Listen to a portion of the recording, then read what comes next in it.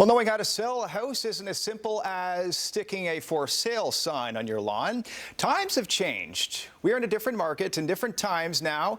And after watching this, you should have all the arsenal you need to garner a sale for max dollars. Here to help us with that, Heather and Ashley. Good morning. Morning. Hi. Thanks for coming in. So, thank you. Let's start. We're going to go over four main rules, four things that people should be cognizant of. Yes. Let's start with rule number one. Price it right from the outset. Yeah. I mean, price is what sells the house at the end of the day. And times have changed with pricing. You know, there's the age-old tale of, well, let's list it, 20 or 30 grand above market price because we're going to get those low offers and meet somewhere in the middle. And it just isn't like that anymore.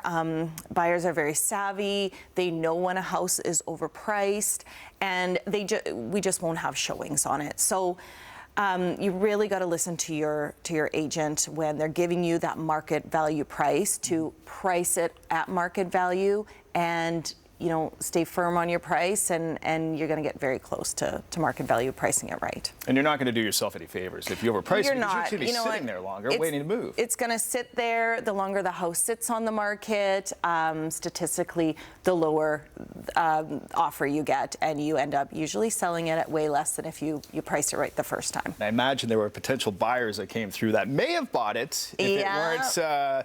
All right, let's move through to rule number two, amp up your marketing. Yes, so if you or your realtor are coming through that house with a point-and-shoot camera, a flip phone, even an iPhone, it's time to reevaluate your strategy. If your toilet seat lids are up in your pictures, if your realtor's in the mirror that I can see when I'm flipping through your listing, I'm going to be mad. So we are still, we're coming closer to that balanced market. It is still, it is still a buyer's market. That being said, good houses that are priced well are selling fast.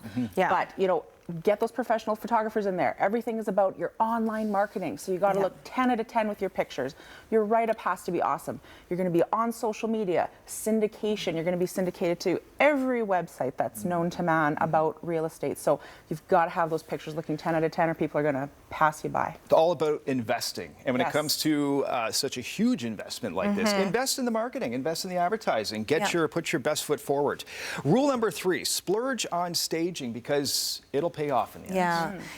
And presentation, it really is everything. So with our team, we have a stager we work with for staging consultations that give our sellers a checklist per room of how to get the house ready with vacant homes.